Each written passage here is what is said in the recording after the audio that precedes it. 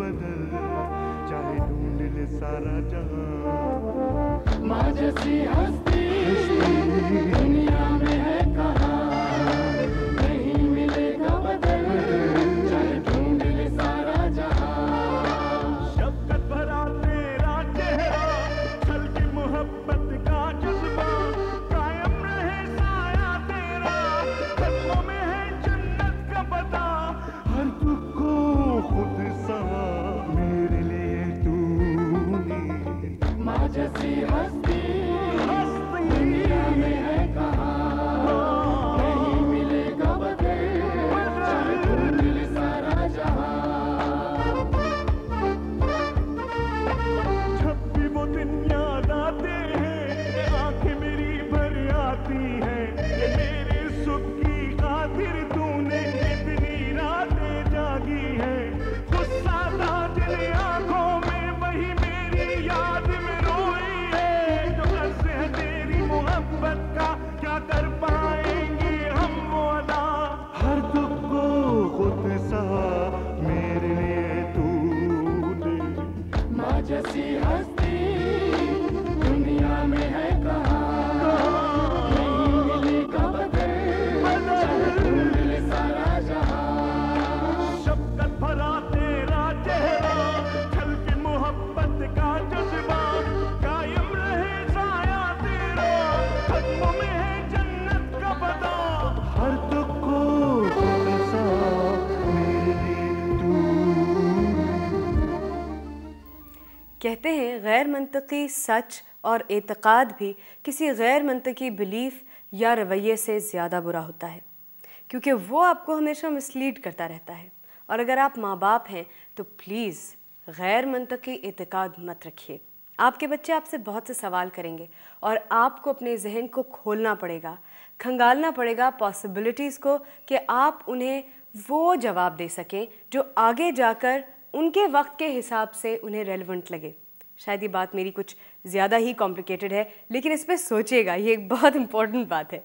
आज आपकी मुलाकात करवा रहे हैं एक ऐसी माँ से जिसने अपने एक बिल्कुल मेंटली रिटार्डेड बच्चे को संभाल के रखा 50 साल तक, और उसके बाद आपकी मुलाकात आपसे करवाएंगे आपके शहर में। और सबसे आखिर में आज हम सितारे जिनके दम से हैं मैं आपकी मुलाकात करवा रहे हैं अदनान जिलानी से। लेकिन सबसे पहले माँ तुझे सलाम।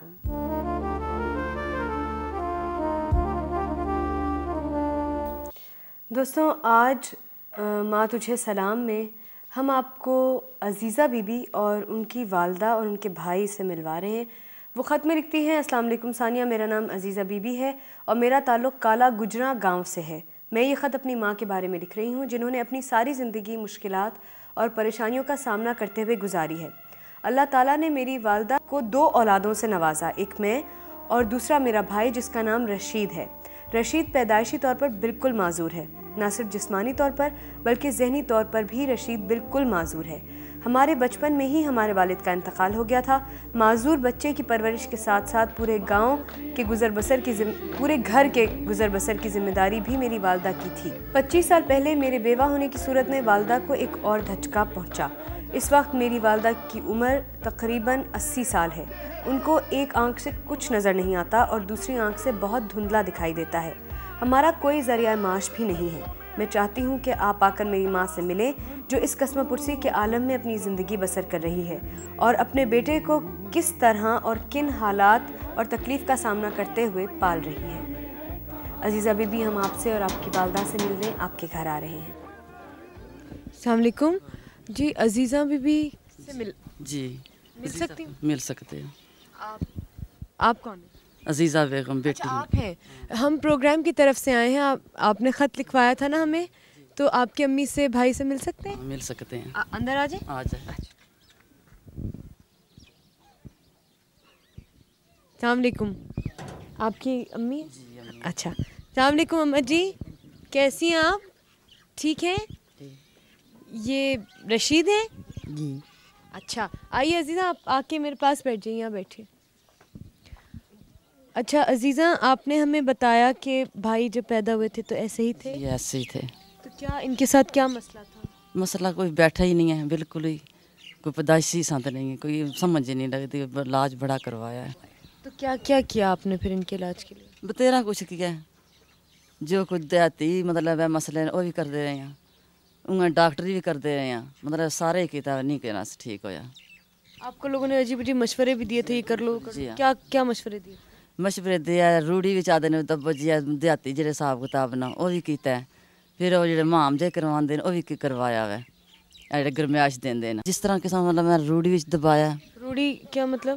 गोहे दी रूढ़ी होंदी है, जेह्ड़ी ढेर होंदा जेह्ड़ा ढेर। अच्छा अच्छा, कचरे का जो, बिल्कुल जी हाँ। उसमें दबाने को? जी चनगन जब लगता है ना तो उस वेला दसिया से किसा भी चनगन लग गया तो फिर रूढ़ी दबाओ भाई, फिर उसे दबाई रखे। गन के कचरे के ढेर में इनको दबा दो कहा? जी दबाई रखे, इतना इतना जिस्म मतलब है भाई, आधा आधा जिस्म यहाँ जी तक। आधा जिस्म। तो आपने दबाया था फिर? जी हाँ जी हाँ। दबा दिया था आपने? जी कितनी देर के लिए? जिचा तक चनगन मतलब लगा रहा इचा तक दबाई रखे, जिसला सही पूरा हो गया तो फिर पौके तो उसने कट लिया फिर।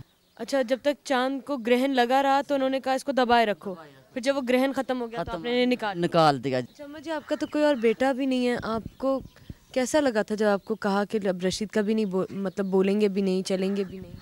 कोई बस इगरी अल्लाह ना आसरा वै, कोई करना मैं रब ना आसरा। बच्ची है 25 साल हो गए न, बेवा वै बिल्कुल। बच्चे छोटे छोटे रह के सन, पाले सन, पढ़ाया नहीं, कोई रोजगार नहीं सिर्फ कुटो। अच्छा, ये अम्मा जी के लिए आप अपना घर बार छोड़ कर आई सब, तो आपको परेशानी नहीं हुई? परेशानी तो होती है, फिर क्या करिए। शौहर को भी आपने छोड़ा? वो अकेले रहते थे वहाँ?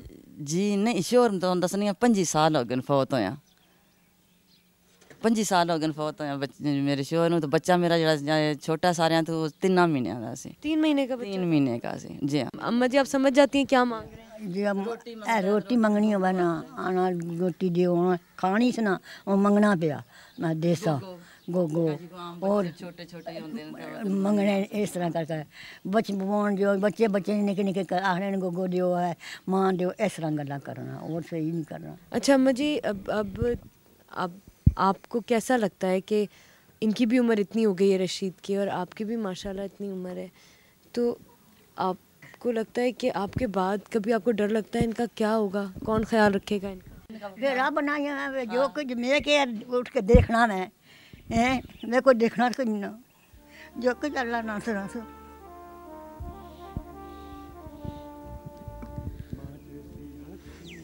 आपकी अपनी तबीयत कैसी है अम्मा जी? तबीयत आपकी कैसी है? अपनी तबीयत कोई नहीं, अपने आप रही ही हुई अखी भी को नहीं दिसना। एक नजर ये नेरी बंद है, ऐसा ये बनवाई थी, इसको थोड़ा लगाया हुआ है, बनवाई काफ़ी, ये बिल्कुल बंद है।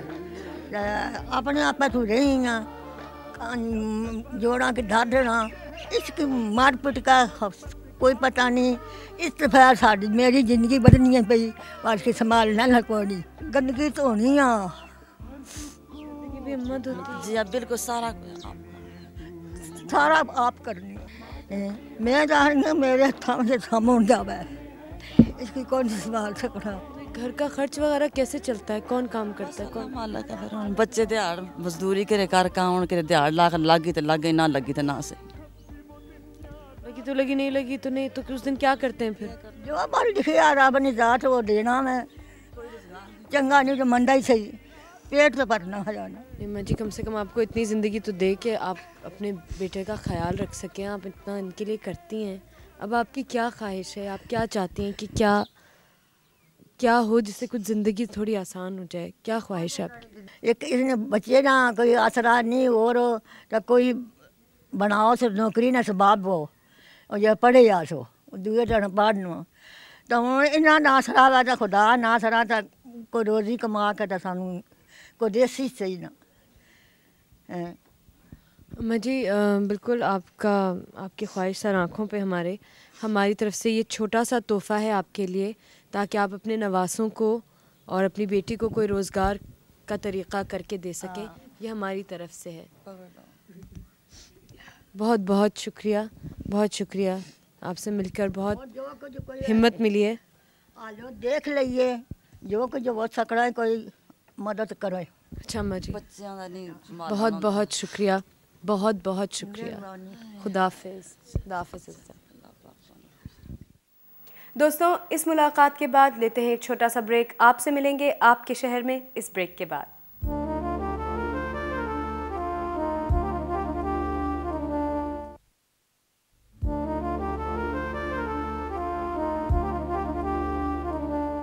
जीटी रोड के दोनों तरफ जेहलम और दीना के बीच में है काला गुजरां, और मैं इस वक्त खड़ी हूँ काला गुजरां शहर के एलिमेंट्री बॉयज़ स्कूल के बाहर, जहाँ बच्चे बरामदे में जमा हो गए हैं एग्ज़ाम देने के लिए, क्योंकि अंदर क्लासरूम्स में काफ़ी ठंड है और इन्होंने सोचा होगा कि बाहर सूरज है, थोड़ी गर्माइश मिलेगी, नहीं गर्मी होगी, लेकिन अफसोस कि आज सूरज भी नहीं निकला है। और बहुत करीब ही एलिमेंट्री स्कूल के, बल्कि तकरीबन साथ ही यहाँ गवर्नमेंट वोकेशनल सेंटर भी है, जहाँ पे बच्चों को वोकेशनल ट्रेनिंग दी जाती है, और ये यकीनन यहाँ का एक बहुत अहम सेंटर होगा। आइए मिलते हैं आज काला गुजरां शहर की माओं से और देखते हैं कि वो कैसे अपने ख़ानदान की शान बढ़ा रही हैं, कैसे तारीफ़ पा रही हैं।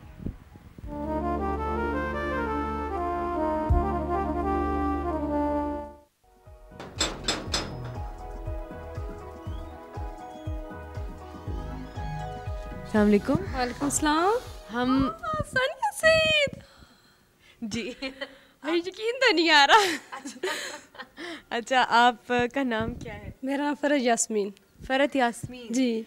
फरहत, आप क्या करती हैं? आप कहीं जा रही हैं? सॉरी, हमने आपको गलत नहीं, कहीं जा नहीं रही, असल में मेरी नई नई शादी हुई है। कब हुई आपकी शादी? मेरी तकरीबन 2 माह हो गए हैं। आपको 2 महीने हो गए शादी हुए। कैसी लग रही है आपको अपनी नई शादी? बहुत डिफरेंट है या नहीं, बहुत अच्छा लग रहा है। अच्छा लग रहा है? अच्छा लग रहा है। आपके हस्बैंड अच्छे हैं? बहुत अच्छे, ख्याल रखते हैं? बहुत ही अच्छे। सारी फैमिली बहुत अच्छी है वो, क्योंकि मेरी कोई सिस्टर नहीं ना, तो वहाँ पे मेरी 3 इनकी सिस्टर्स हैं और इतना मुझे प्यार करती हैं कि मैं सोच भी नहीं सकती। अरे वाह, क्या बात है, जबरदस्त भाई, बहुत खुशी हुई आपसे मिलके। और आपके लिए एक छोटा सा तोहफा है हमारे पास। थैंक यू, आपका बहुत बहुत शुक्रिया। आपके हमने बहुत कीमती वक्त में से वक्त दिया जब आप अपनी अम्मी से मिलने आई थी। Thank you. कोई बात नहीं, थैंक यू। बहुत, मुझे तो आपसे मिलके बहुत खुशी है। Thank you, thank you.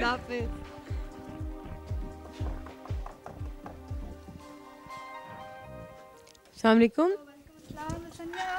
तो यकीन ही नहीं आ रहा आप आई हैं। बहुत खुशी हुई आपसे मिलकर। आप क्या करती हैं नाज़िया? मैं स्कूल पढ़ती हूँ। ओह, कौन सी क्लास में? 8th क्लास में। 8th क्लास में पढ़ती हैं। तो 8th क्लास में पढ़ती हैं तो आगे क्या करने का इरादा है? आगे डॉक्टर बनने का इरादा है। डॉक्टर बनने का इरादा है? आपके इलाके में और डॉक्टर्स हैं? जी, मेरा भाई डॉक्टर है। ओ, आपके भाई, तभी आपको शौक है डॉक्टर बनने। तो ये खानदान में 2 डॉक्टर हो जाएंगे, क्लैश नहीं हुआ करेगा? नहीं कहेगा नहीं पेंसिलिन दो, आप कहेंगे नहीं कुछ और दो। नहीं नहीं। अच्छा, यहाँ पे फैसिलिटीज़ हैं साइंस पढ़ने की अच्छी कि आप डॉक्टर बन सकें? जी। आपके भाई यहीं से डॉक्टर बने? जी। आपको और किस चीज़ का शौक है? म्यूज़िक पसंद है? नहीं, बिल्कुल म्यूज़िक पसंद नहीं है? क्यों? बस वैसे ही। आपके लिए एक छोटा सा तोहफा है, म्यूज़िक सुना कीजिए, आपका काम आसान हो जाएगा। आप सुना करेंगे? हाँ, आपका एज ए न्यूरो सर्जन काम आसान हो जाएगा। म्यूज़िक दिमाग के लिए अच्छा होता है। शुक्रिया बहुत बहुत। आपका बहुत बहुत शुक्रिया। Thank you.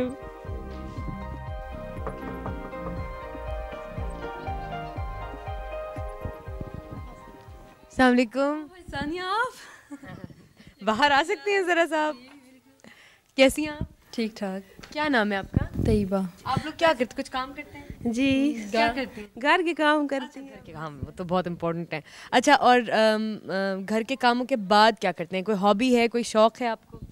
जी, कढ़ाई वगैरह कर लेती है, कोई रसाले वगैरह पढ़ लेती हैं।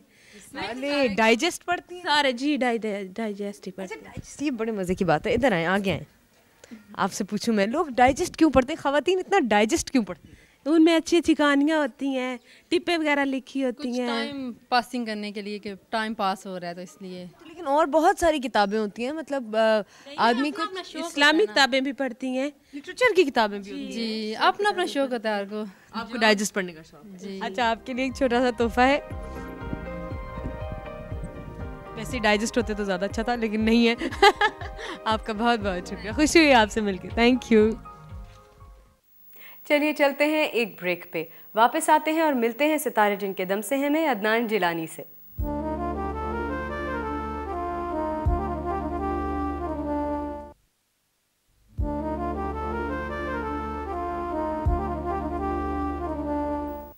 सितारे जिनके दम से हैं में आज आपसे मुलाकात एक स्टार बेटे से, और जो खुद भी स्टार हैं। लेकिन इनके बारे में एक बात आपको बता दूं कि ये बहुत दिलचस्प गुफ्तगू करते हैं, बहुत दिलचस्प और बहुत सारी बातें करते हैं। अब देखना ये है कि ये अपनी वालदा के बारे में भी इतनी ही सारी बातें करते हैं कि नहीं। आइए आज आपकी मुलाकात करवाएं अदनान जिलानी से।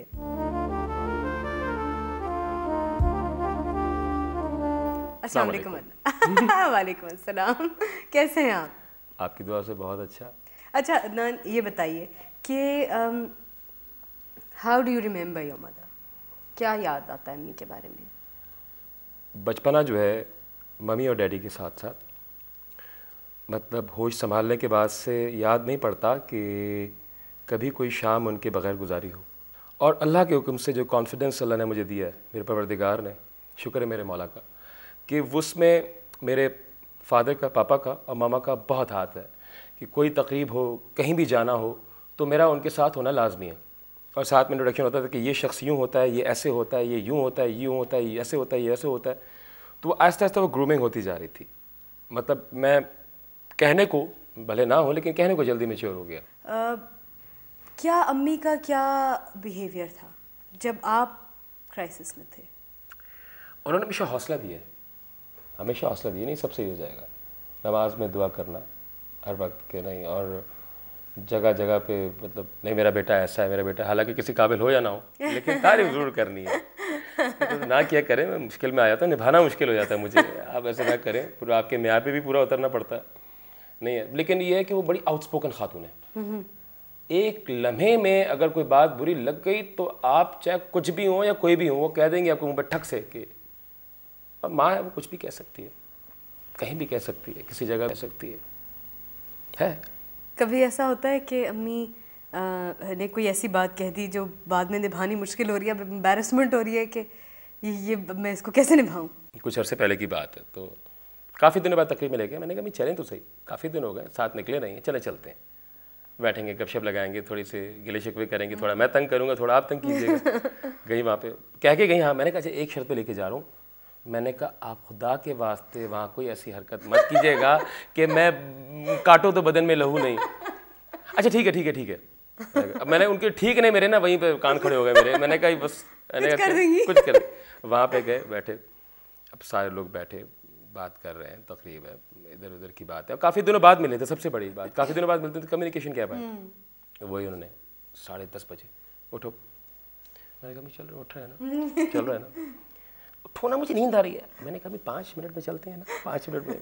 5 मिनट हो गए, वो 5 मिनट घड़ी देखती रही, वो ये नहीं कि 5 की 10 होने दे, वो भाई मैं कह रही चलो मुझे नींद आ रही है। मैंने कहा चलते चल तो रहे, मम्मी क्या कर रहे क्या नहीं कर रहे। तो फिर मैंने कहा चलिए, वो कह रहे क्या हो, मैंने कहा भाई वो मम्मी को नींद आती है, तो फिर नींद आती है, जब भूख लगती है तो भूख लगती है, तो उनसे को नहीं बहस की गुंजाइश नहीं है, बस बेहतर ये कि आदमी चुपचाप चुप साध ले, क्या करूँ।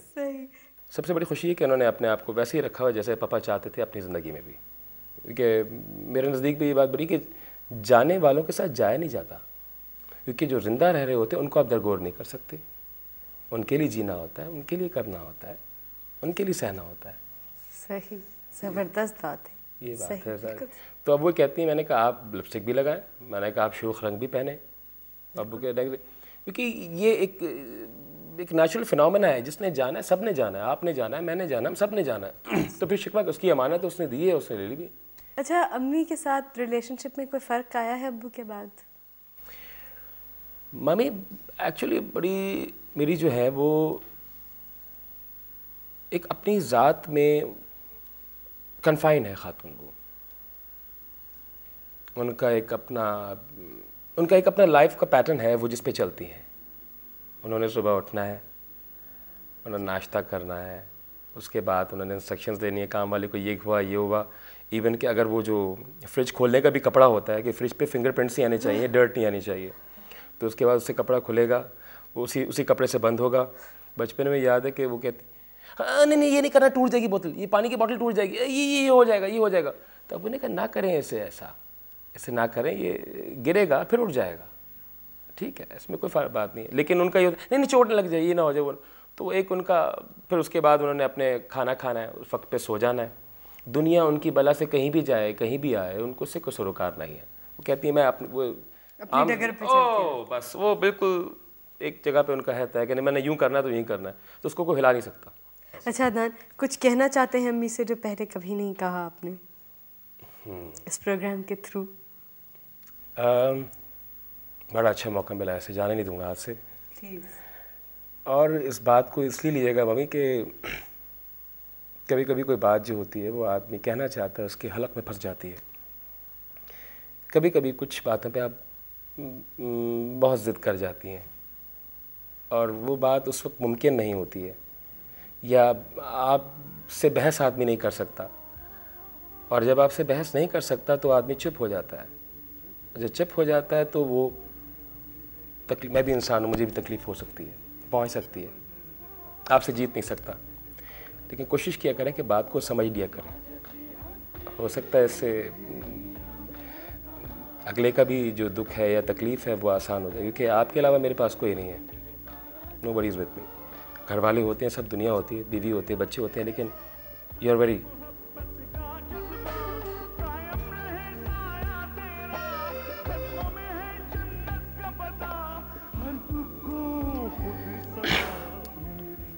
Very important to me. तो ट्राई टू अंडरस्टैंड मी। कुछ नहीं कहना। आपका बहुत बहुत शुक्रिया, एंड आई एम श्योर आप जो बात भी अपनी अम्मी से कहना चाहते थे वो अल्फाज से ज़्यादा उन तक पहुंची है। Thank you very much. Thank you so much. बहुत बहुत